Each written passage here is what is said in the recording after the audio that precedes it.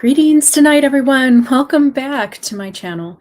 I am Kimberell Eventide, and I'm going to talk all about how Tolkien made what we think of elves and fairies of the past, how he helped to mature our understanding of them. And in many ways, the elves represent our higher selves.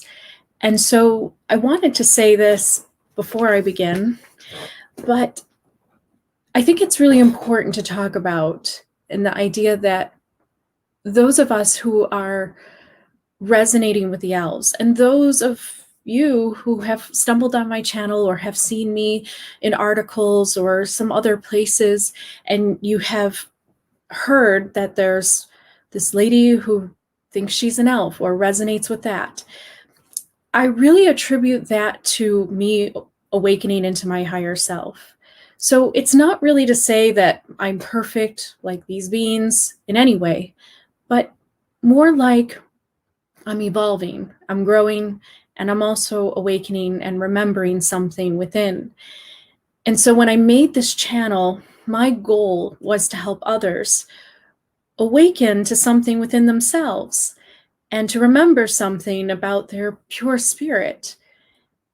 So I found out that I was kind of aligned to the way that Tolkien was thinking of with his invention of his elves, which was really not an invention at all. It was really a telling of a story of a very deep, truthful place of where elves and fairies exist in terms of what they represent in the world. So this video will have two parts. It will first go into Tolkien's own words from his essay on fairy stories, and then I'm going to talk about the philosophy. We're going to talk a little bit about some of the other elements in his story tonight, so that we can gather all of this evidence to help to kind of bring forwards this idea that the elves really do represent our higher selves.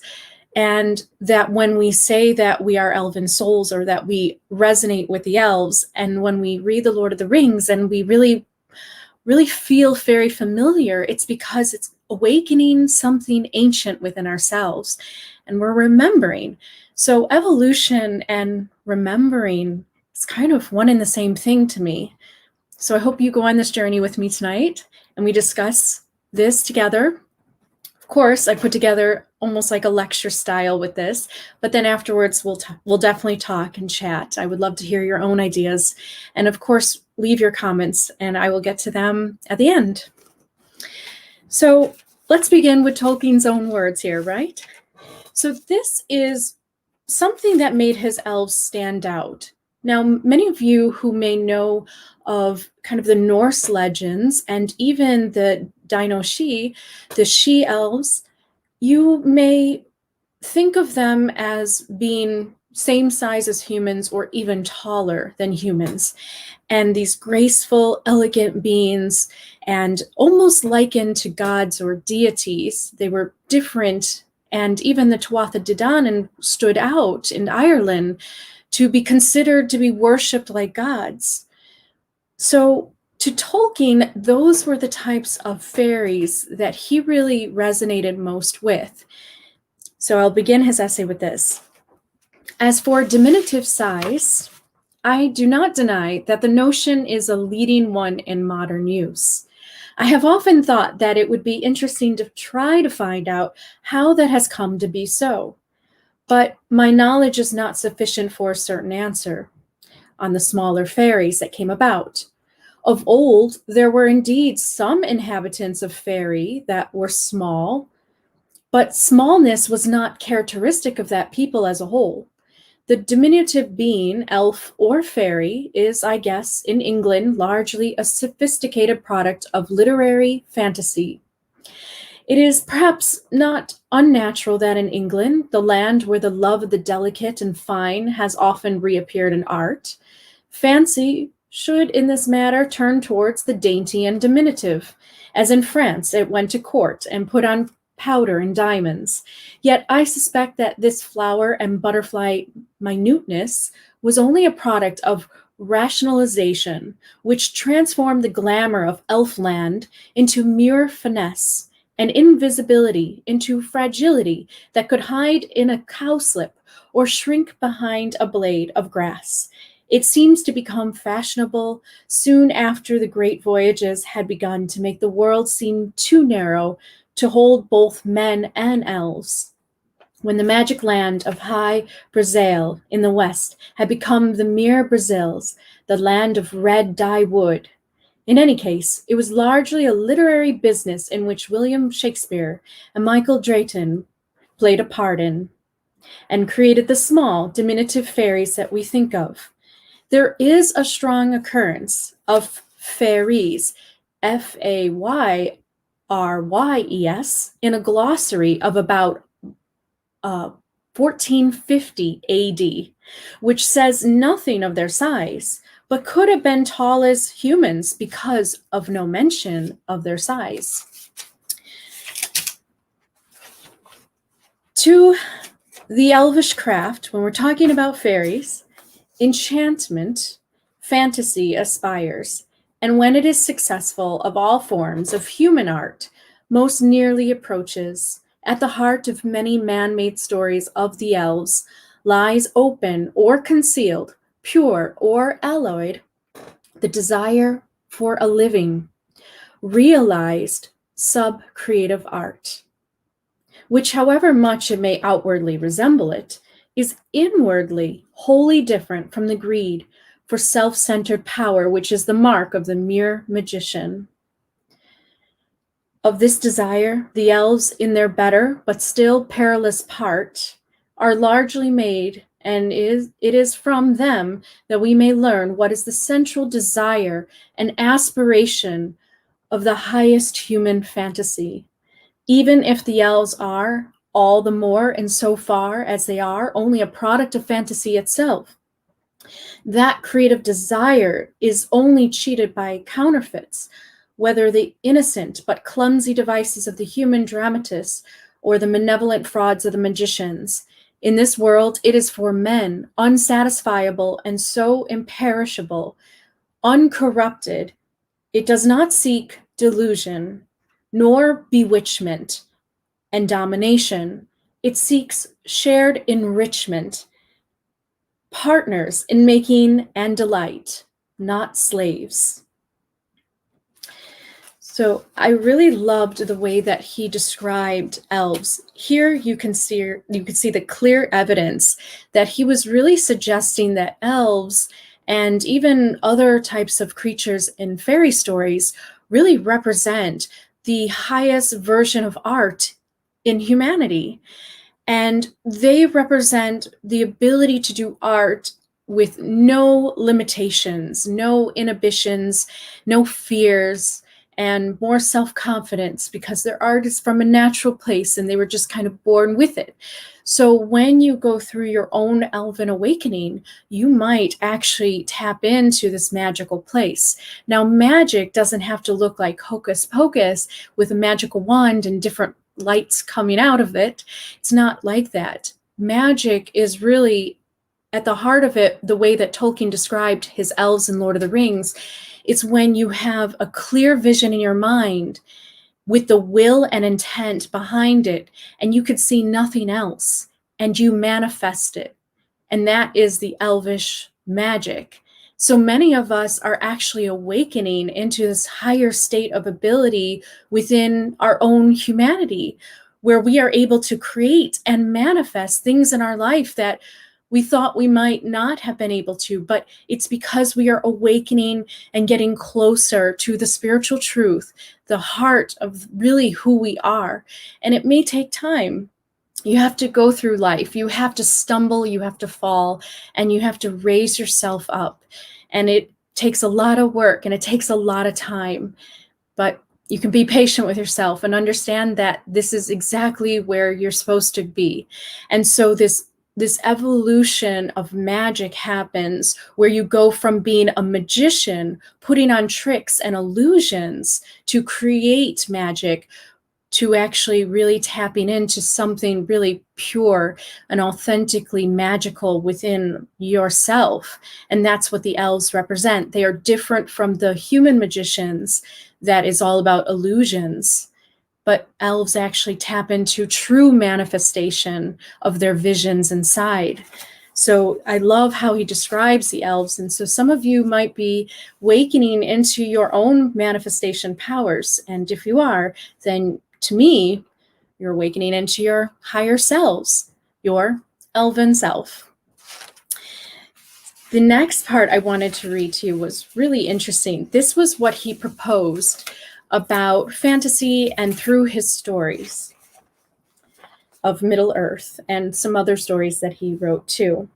I propose to use fantasy, a making visible to the mind of the operation whereby mental images of things not actually present are expressed, shown forth, and created.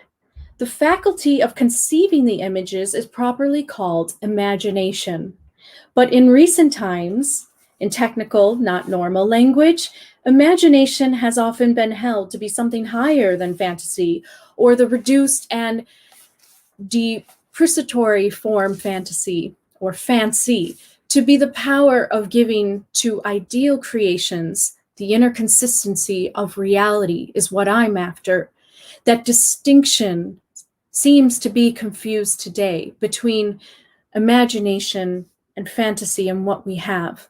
The mental part of image making is one thing and should naturally be called imagination. The grasp and vivid perception of the image, a necessary preliminary to its successful expression, is a difference not of a kind but of degree. The achievement of that expression, which gives or seems to give the inner consistency of reality, that is, commands secondary belief, is indeed another thing, the gift of art, the link between imagination and the final marvel of subcreation. Fantasy, the highest, the showing forth, that power which the elves have to the highest degree. So here you have it. The proof that Tolkien created his elves in his story only to show what humans were capable of, to actually bring forward this image of a race of beings that were highly attuned to their environment, fully aware of one another. They were peaceful, they were harmony making, and they lived in coexistence with their environment and nature. And so he provided this image so that humans could aspire, imagine what that life could be like. And so in many ways, he was part of sub-creating our reality today. So that's why many of us who were born after Tolkien, well, because all things are one, and this is a little trippy to think of it this way, but because everything is one, we are all connected to Tolkien as well. So those of us who were born after Tolkien created his world, we have the vibrations, the frequencies, and the energies that he wrote into his stories, if we resonate with the elves today. We are a product of basically that image coming to life. And while we may stumble and fall, we are here to let others awaken that elven soul within themselves too, just by being who we authentically are. And so that's the nature of the elven soul. So all of you who have found me on this channel, who have felt that you have had an elven soul, who have resonated with the elves, well, you are a product, a sub-creation, a sub-creator to create this collective world that Tolkien imagined in his mind of where humans can go, where humanity can evolve to. That's what the elves represented. And you can clearly see this in his next few words here. So this is where he talks about, this is where he talks about the evolution part. So I'm going to talk about joy, because this is where he brings in the idea that fairies really represent this kind of freedom and this joy. Joy is felt at the turn of a fairy story. Probably every sub-creator making a secondary world wishes to be a real maker, or hopes he is drawing on reality, that the peculiar quality, if not the details of the secondary world, are derived from reality, or are flowing into it. How else can one explain that quality denoted in the dictionary definition, inner consistency of reality, if it does not in some way partake of reality? Hence the peculiar quality of the joy. It is a glimpse of breaking through to the source reality. It is unusually caused by a triumph of right, of eternal justice, and of goodness over evil. How else, if one dare put it that way, could God have redeemed the corrupt, making creatures, men, except in a way suitable to their own kind? The Gospels are fairy stories. Of course they are. They contain marvels, peculiarly artistic, beautiful, and moving ones, mythical in their perfect self-contained significance, and yet symbolic and allegorical as well. They have primarily the inner consistency of reality to them. There is no tale ever told that men would rather find was true in the primary world. It is not difficult to imagine the peculiar kind of excitement and delight, joy, which you would feel if any specially beautiful fairy story was found to be primarily true, its narrative to be history, without or course thereby losing any allegoric or mythical significance it possessed, indeed intensifying these. One does not need to imagine it. It would have precisely the same quality, if intenser, of joy that turn in a fairy story gives. Such joy already has a taste of truth transcending its secondary world and coming, as if it were, up into the primary. But Christian joy, or gloria, is of the same kind, only preeminently high and pure and great, because the story, to me at least, is supremely great. That's because Tolkien himself was a Christian, more specifically a Catholic. The greatest artistry has come true. God is the master of angels and of elves and of men. Legend and history have fused together, but the presence of the greatest does not depress the small. Redeemed man is still man. Stories and fantasies still go on and should go on. And the Gospels have not abrogated legends, they have hollowed them, as they have not abrogated motherhood or fatherhood or supper. Horses have been ennobled by Pegasus, and still may be. For all we know, indeed, we may fairly guess, in fantasy, in fairy stories, we may actually be assisting in the evolution of creation. So there you have it. I just wanted to end with that. Those are Tolkien's own words from On Fairy Stories. As you can see, he made his whole essay on this idea that fairy stories are not just escapist, fun little things to read and to provide us entertainment, but that there's a deeper meaning to them. So when we read fairy stories that have good morals behind them and they teach us morals as we're children, and we later on can read these fairy stories and we can enjoy them as adults, well, we are tapping into that goodness within ourselves.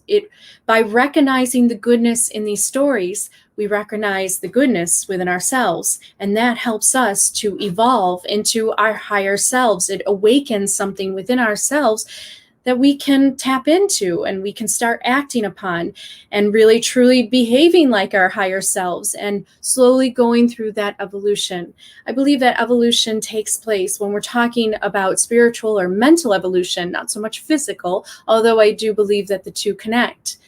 I believe that mental and spiritual evolution happen over time in flow with the expanding of the universe and with life itself growing.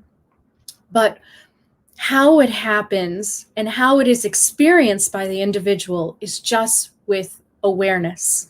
All you have to do when I talk about awakening into your elven self or your higher self is just be aware that it's already there and that you can choose to bring that part of you out more and more daily in your behavior and in your actions and in your life.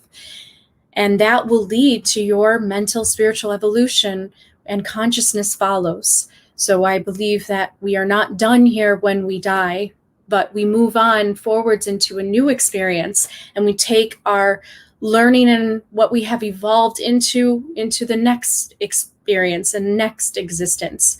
So in many ways, the elves, when they represent, getting on the boat and sailing west, they leave behind the next state of evolution for mankind in Middle Earth.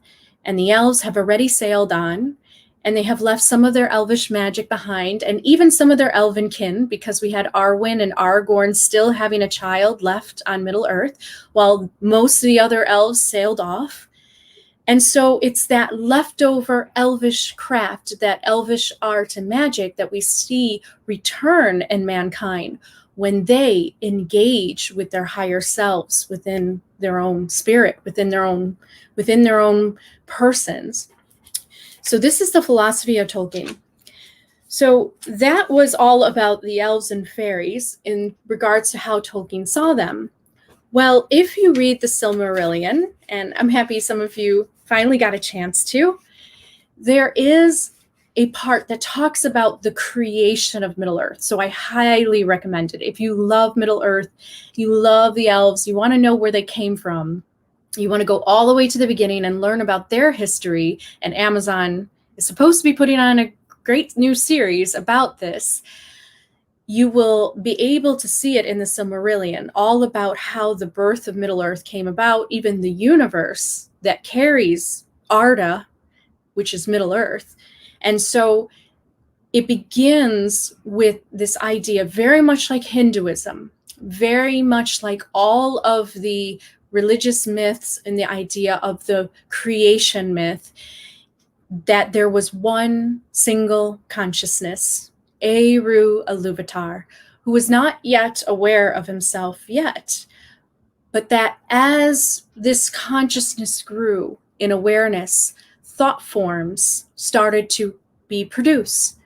And so the very first thought forms that came from Eru Iluvatar, in this place of void, there was no physical time, no space. The Ainur, which are the angels in Tolkien's stories. So I wanted to read you this part here. The word angel means messenger. It tells the angels' job description, not their essence. As to their essence, the mainline Christian tradition says that angels are pure spirits with no kinds of bodies.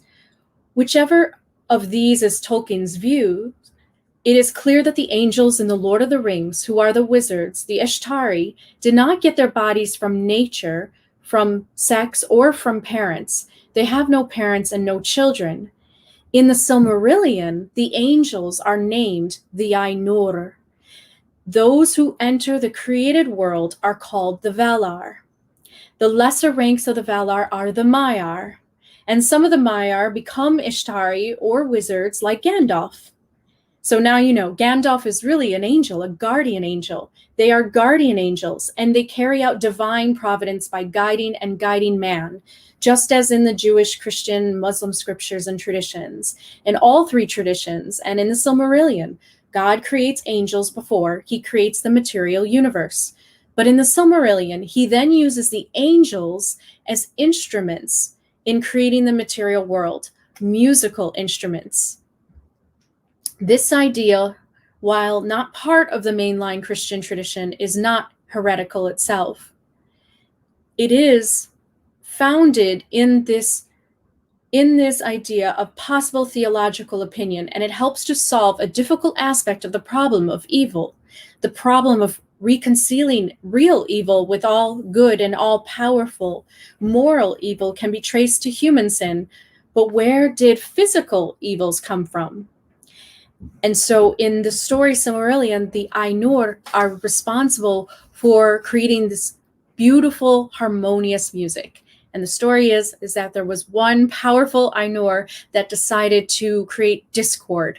And the way that he created discord was by making his part extra loud, more boisterous sounding, could actually dominate the other Ainur. And then that caused the discord. And that started causing the duality that you see in the universe of good and evil. So it's a wonderful story that goes into it, but the Ainur is the angels, and the Valar are the angels in manifestation form, and even the Ishtari, the wizards like Gandalf, they are angels, they're guardian angels, so they become almost like a hierarchy of angels, like we see in mysticism and alchemy when they talk about the Book of Enoch and Robert Flude. If some of you have followed my other videos talking about the hierarchies of angels, I just did that video last time. That's what we see in the Silmarillion. We actually see the hierarchy. We have the Ainur. Well, first we have Eru Ilúvatar, which is the creative source of all logos, high supreme being. Then you have the Valar, well, actually the Ainur, and then you have the Valar, and then you have the Maiar, and then you have the Elves. So the Elves are the children of all of those beings that represent being closest to Eru. And so when they are the firstborn, they contain this element of angelic spirit of the Ainur, which to Tolkien was really harmony, harmonious music. So it's not discord, it's harmonious music. But elves are not slaves in a way where they have free will too. So in the Silmarillion, you do learn that there is one particular elf, his name's Feanor, who decides to follow another path. And so he creates discord with the urging of Melkor, the original Ainur of discord. So it's a very interesting story. I have many videos on my channel if you want to learn more about it, but Silmarillion will go into it more.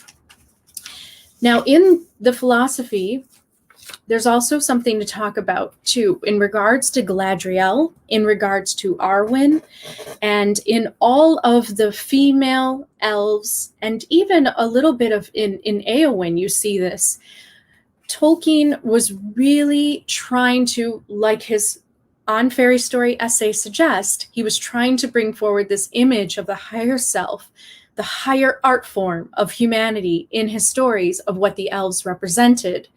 So in his story, he has this. It says, indeed, Tolkien writes, I am a Christian, which can be deduced from my stories, and in fact, a Roman Catholic. The latter fact perhaps cannot be deduced, though one critic by letter asserted that the invocations of Elbereth and the character of Galadriel were closely or clearly related to Catholic devotion to Mary. Tolkien introduces Elbereth in the Silmarillion as Varda, Lady of the Stars, who knows all the regions of Ea. Too great is her beauty to be declared in the words of men, or of elves, for the light of Ilúvatar lives still in her face. In light is her power and her joy. He also says of Galadriel, I think it is true that I owe much of this character to Christian and Catholic teaching and imagination about Mary. And he writes to Robert Murray, I think I know exactly what you mean by the order of grace, and of course by your references to Our Lady, upon which all of my own small perception of beauty, both in majesty and simplicity, is founded. And so he starts to create this image of Galadriel in this way, that everything that we think that the mother of Jesus would represent, being chosen for her honesty, her purity, her innocence, her goodness, is going to be represented in Galadriel, and is going to also have some elements in Arwen because they are related. And so you see this idea of the higher self, because Mary and Jesus and all of these stories that have told us about goodness and taught us about these things are really just reflections of who we can be and who we could choose to be. And so in many ways, Galadriel was also bringing forth this image of higher wisdom in a female figure named Galadriel, and offering this grace and this beauty that he was inspired by from his own spiritual path, his own faith. So I think that's absolutely lovely. And I understand where it comes from, because we may not be religious, or we may be religious, but we can still be inspired by some of those stories. We can still be inspired by those characters that come forward in the stories. I'm inspired by Jesus, although I wouldn't consider myself just a Christian. I am a Christ follower. So I think that we can be inspired in this way. And so Tolkien did the next thing, where he created a world of elves, a realm of elves that lived together and behaved a certain way, and it could inspire humanity into their higher selves later on. So I thought that was beautiful. I wanted to read that to you. And even in Gelberith, in her other name is Varda, so she's Queen of the Stars. She also was inspired by Our Lady. So this part here is about, could there be creatures between men and angels such as elves? So this is the philosophy, are elves angels? Well, one reason Tolkien did not bring the Valar more directly into the Lord of the Rings is that they would have lowered the elves, made them less distinguishable from men, less awesome, less like angels. For elves are semi-angelic beings in the Lord of the Rings, both in themselves and to us. In themselves because they are semi-immortal. To us because when we look at them, we look in the direction of the angels. Just as when a crab looks up from the bottom of a pool at the fish swimming near the water's surface, it looks in the direction of the birds, air, and light. Elves are not like the Ainur, pure spirits that can assume bodies as we assume clothing, nor are they mortals like humans. Their bodies are immortal as long as the matter of the world lasts, and if their bodies are killed in Middle-earth, their spirits return to the halls of Mandos and are given new bodies by reincarnation. Tolkien writes, the elves represent the artistic, authentic, and purely scientific aspects of the humane, nature raised to a higher level than is actually seen in men today. The movie has them fight alongside men and dwarves at Helm's Deep, a legitimate extension of the friendship between Legolas and Gimli to show the alliance of all the good species and the involvement of all the spiritual warfare that is the main theme of history. One reason both elves and dwarves are so common in pre-modern literature is that they represent roughly the spiritual and the physical, soul and body, angel-like and animal-like halves of human nature. In Lord of the Rings, however, the contrast is more between elves and hobbits, who are neither artists nor scientists nor seers, but humble, earthy, creature, comfort-loving homebodies. An author succeeds if we recognize parts of ourselves in each character, but Tolkien aims higher. We recognize parts of ourselves in each species. Elves and fairies are not quite synonymous, but they are overlapping, and when Tolkien writes the most insightful essay ever written about fairy tales, he is writing about elves. Indeed, he makes the connection explicitly. Here is the clue that solves the great Tolkien puzzle. The puzzle is why, of all humans who ever took pen to paper, Tolkien has produced by far the most convincing, desirable, and beautiful, believable, awesome elves to us. And the answer is that he must have been an elf himself, or at least he had elf blood somewhere in his ancestry. For if any work of literature in the history of the world is a Fëanorian drama, it is The Lord of the Rings. The existence of elves, or something like elves, is widespread in pre-modern cultures, and over half of the world's most literate nation, Iceland, still believes in them. That's why their wilderness roads take sudden turns to avoid disturbing them. When the word is used today, most people snicker, but most pre-modern accounts are far more angelic, more transcendent, more wonderful, and more formidable than the silly Tinkerbells of modern literature. Tolkien writes that they represent really men with greatly enhanced aesthetic and creative faculties, greater beauty and longer life, and nobility. Though Tolkien is both temperamental and ideologically conservative, the elves are sometimes wanting to embalm the present. Seeing the downward slant of the present, they try to preserve the past a bit. They are not evil like Sauron, who always wants to sing, I did it my way, but they are foolish because they sing, I believe in yesterday. We too are foolishly elvish when we want to hold on to our youth, or the initial experience of falling in love, or when we seek the enoughness of eternity that we all innately long for in places where it can never be, somewhere in time.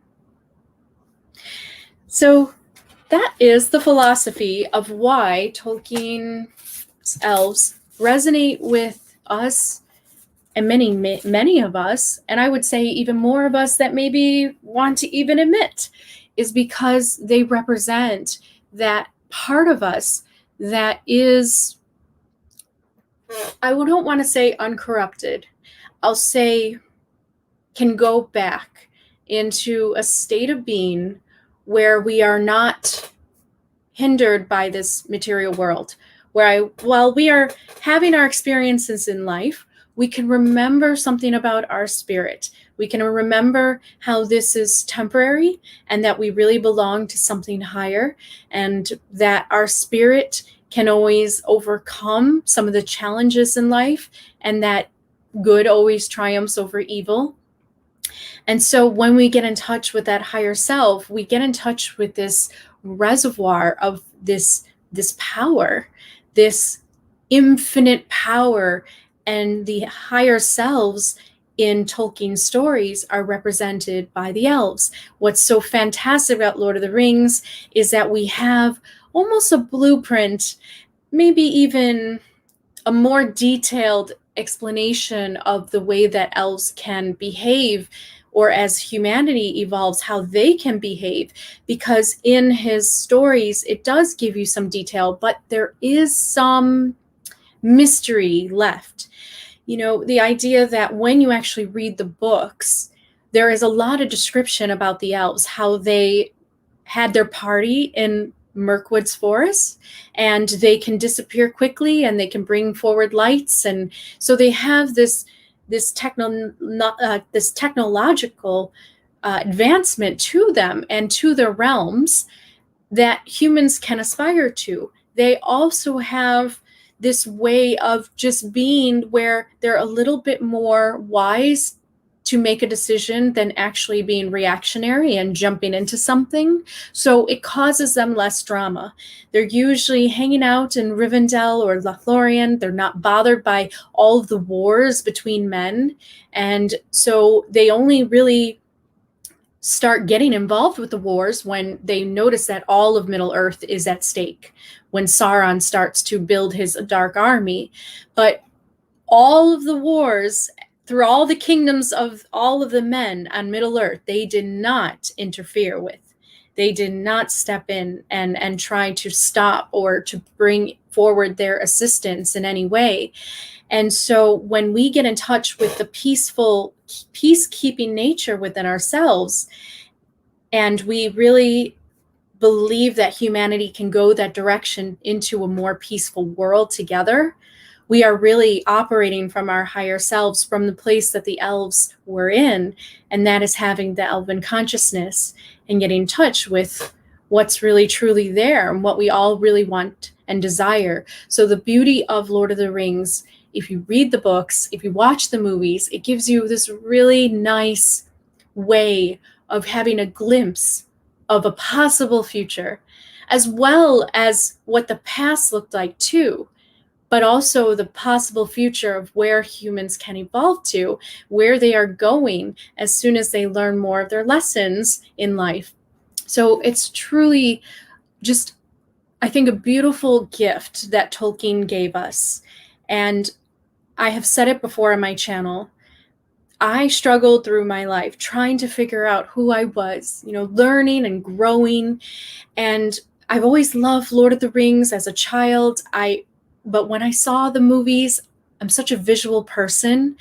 It finally put everything together. So I had the books to fall in love with, and then I had the visual later on to experience. And that's when I said, that's exactly how humanity could possibly go if they really want to. And yeah, of course, there'll be some computer technology and there'll be some other advanced technology mixed in with that type of world that is living in coexistence with nature and having that type of elegance and that beauty to their whole species. Well, I believe deep down inside, all of us can get in touch with that and can bring that out. And I hope that, through this community, we can help inspire each other towards bringing out our higher selves. So let's go to the chat. So let's just talk a little bit. I know that I talked quite a lot, but I hope that you get the point there. And I'm so glad that I found that essay, because it really proved to me what Tolkien was doing. He was actually trying to have a hand in evolution. I mean, he said it himself. He said, possibly with fairy stories and fantasy, we're really just helping creation itself. And so now we know he was helping the evolution of humanity with his Lord of the Rings. And I believe that he is definitely, because many of us are awakening to that, that state within. Norrin, Tolkien was a master illustrator too, but was shy about it. Yes, he was a great painter. I really love his art. I have a video, if you ever want to see it. It's his birthday tribute on my channel. And I loved his paintings. I mean, he was a wonderful artist. So having that visual artistic ability, as well as being able to write, he really was able to create this wonderful world for us to see.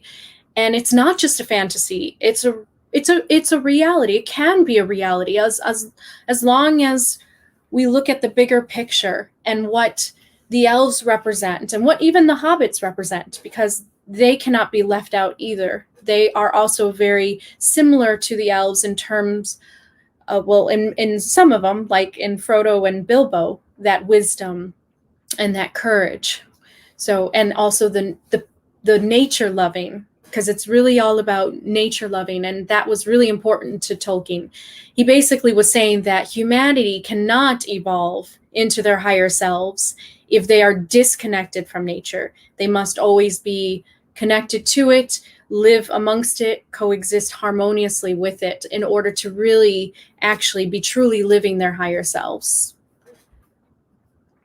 So I'm so glad that you all were able to join me tonight. Sorry that I pushed this off, but I had a very busy weekend. But it's good to see you all. Peter Luck, I like Tolkien's definition of magic better and more enlightened than the rationalists like the English poets.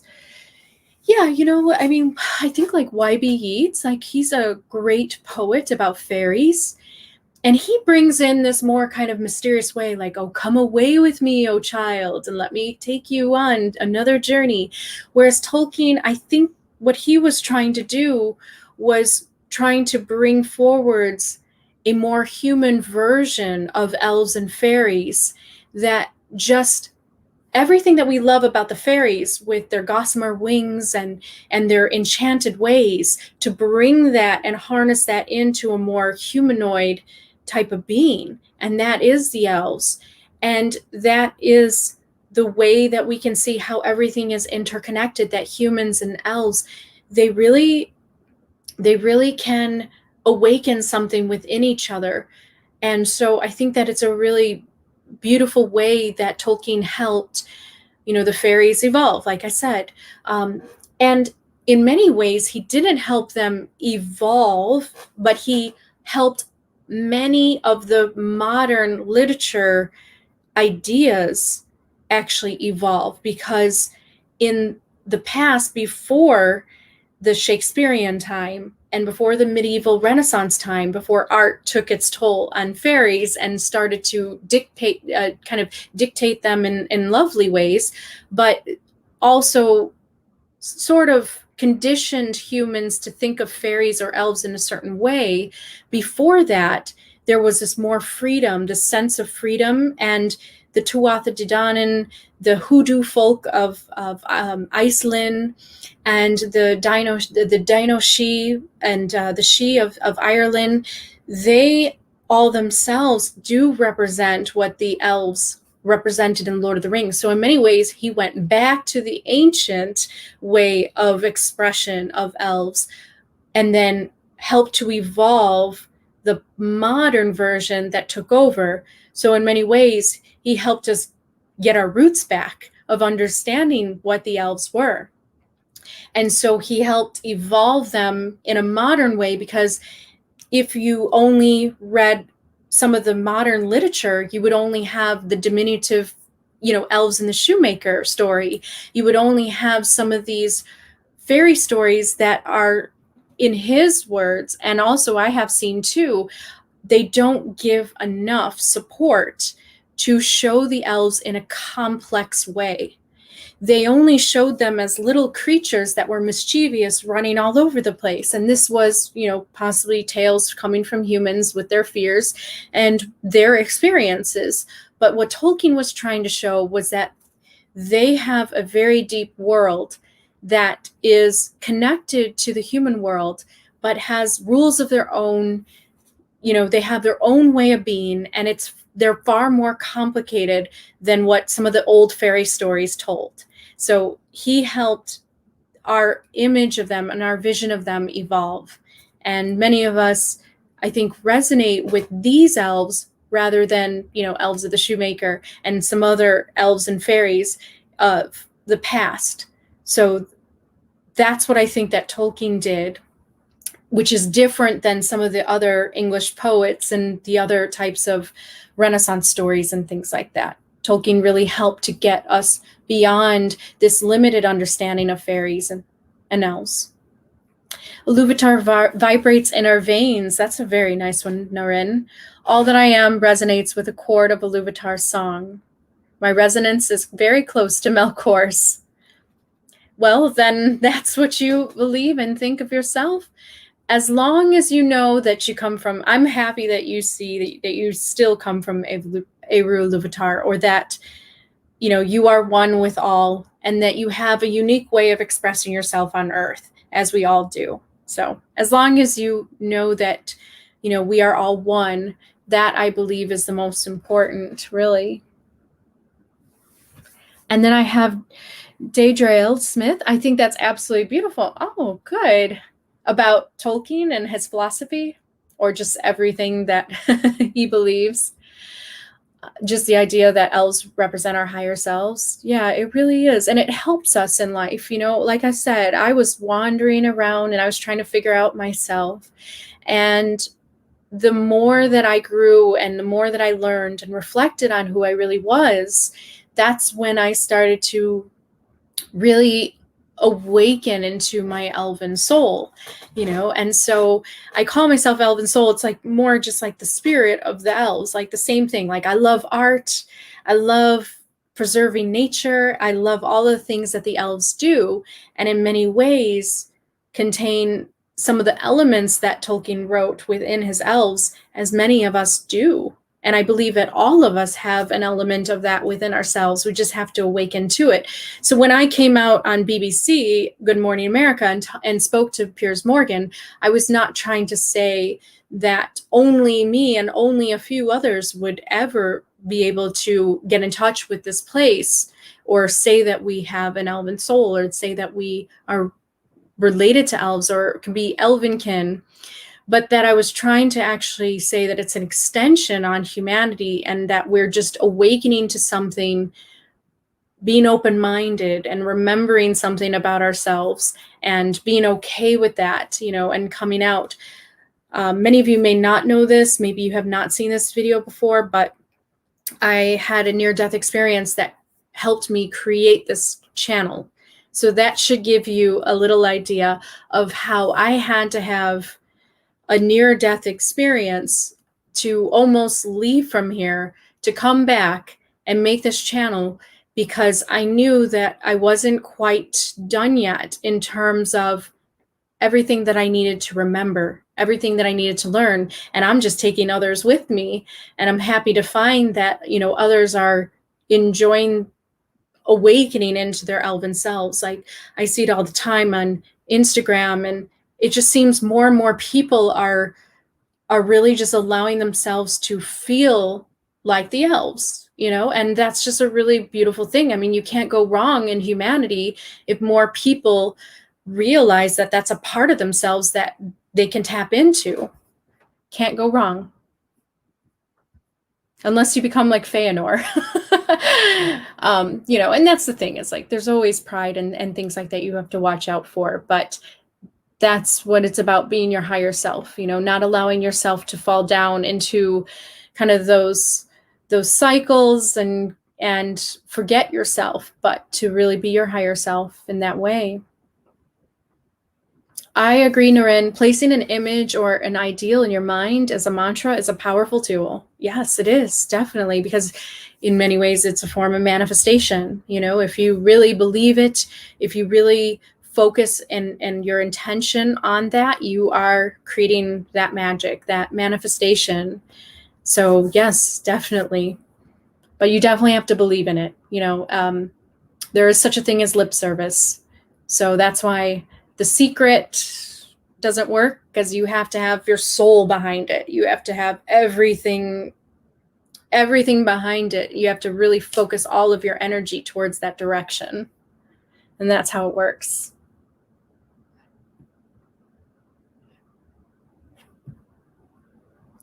All right, let's get to another comment here. So I have Thana. Welcome. Truly touches a part of us that it's rarely understood and talked about. Good. Yes, well, that's why I created my channel, because nobody else was really talking about this. I know that a lot of people really loved the elves and wanted to, live in Rivendell or Lothlorien if they could, but I guess I was just questioning more, well, what if we really could? What if this is something that actually we are supposed to be awakening into and remembering? And some of us may even carry, the consciousness of fairy from other experiences, before this one. But I do believe that there's a path for humanity, and that Tolkien really lays it out. And it's only evidenced in the idea that the elves eventually leave and man has to take over. So in many ways, man is next up in their evolution. And so the elves are examples, and they can reflect that, our own evolution. They can inspire us. So I'm happy to find others that like to talk about this, because I think that I was looking for that too. Naren, the innocence of childhood that may shrug off for the world is the cloak of the ethereal still hanging around them. It's best to box a section of that off and keep it for your soul. And I think, Naren, you touched on a very important part, because Tolkien wrote in his Middle-earth stories that elves were both ancient and also youthful. So there was this childlike kind of innocence to them and wonder, but also they were ancient and wise. And so if you can keep that balance within yourself, well, yeah, you can have a very happy life. And I do believe that that's your higher self, is that it's that duality of the very beginning of you, the child, and the very end of you, the wise. And that is the higher self. It's actually a balance of both. I really do believe that, because what I have found is that if you are just the child, well, then you'll miss out on, I guess, making some of the better choices for yourself, because you'll just constantly be in this childish state, and you'll always make these mistakes, and you'll cause a lot of suffering to yourself. But if you're always the wise, you'll also miss out. You need to laugh. You need to enjoy life. You need to find things that, you would enjoy as a child, so that you can really have that completeness to your soul. So that's why I am silly as a child, as well as I am ancient and wise as a crone. I am all of that together.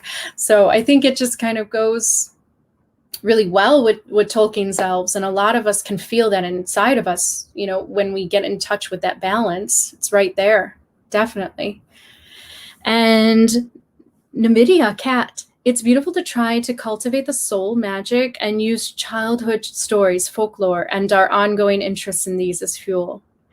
Yes, it is. It's inspiring. I mean, we can be inspired with how we decorate our home. We can be inspired how we express ourselves. But more importantly, we are inspired, I think, in our spirit when we see the movie, or when we read the books, and we look at the way that Galadriel is so graceful and, full of kindness and friendship. Like, she allows this fellowship to come, and she gives them gifts. She kisses Frodo. She's giving such a big part of herself in part of this quest, because she can't go with them on the quest, but she gives her spirit so that she could be part of this quest. And she gives the light, of course, of Erendiel into the vial. And I think that was always an inspiration, because I always wanted to help people that much. And so Galadriel is a very big inspiration for myself. And I think that you can have fantasy characters as inspiration, because it's really just ideals that you can just live up to. And that's very much like Stoicism. The Stoics, the ancient Greek Stoics, believed that you cannot really progress into your higher self, or you cannot really evolve into your better self if you don't have a role model to look up to. In many ways, things are relative. So you need something to kind of compare yourself to and kind of check your own growth. Well, am I acting like Galadriel, or am I not? And so you can kind of gauge where you are in your own evolution, and it really helps to do that. So I think that it is really important to have as well. Chris Aerosmith, good comment. Time we grow up and evolve. Yes. I mean, if there isn't any other evidence than what we have seen in our world, I mean, I do believe that humanity is getting better. When you look at the ages, yes, we do seem very divided, but there's also an authenticity that is growing. People are not afraid to really show all of their different perspectives, and it does cause a lot of discord.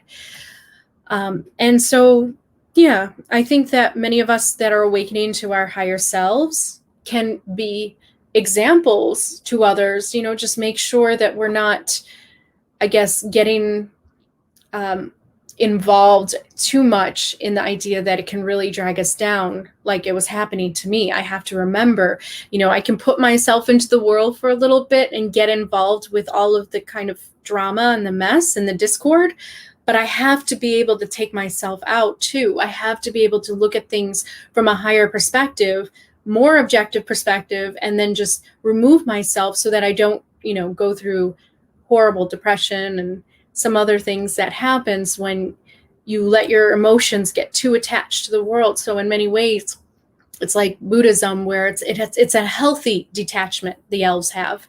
So that's also another inspiration that they give, that healthy and a detachment to the drama, and just kind of keep on walking with their head held high while everything else is going on in Middle Earth. And they do what they can. They do care. But they are wise enough to know when to get involved and when to not. And I think that's a really great way of, choosing your own battles. It can really inspire you in life.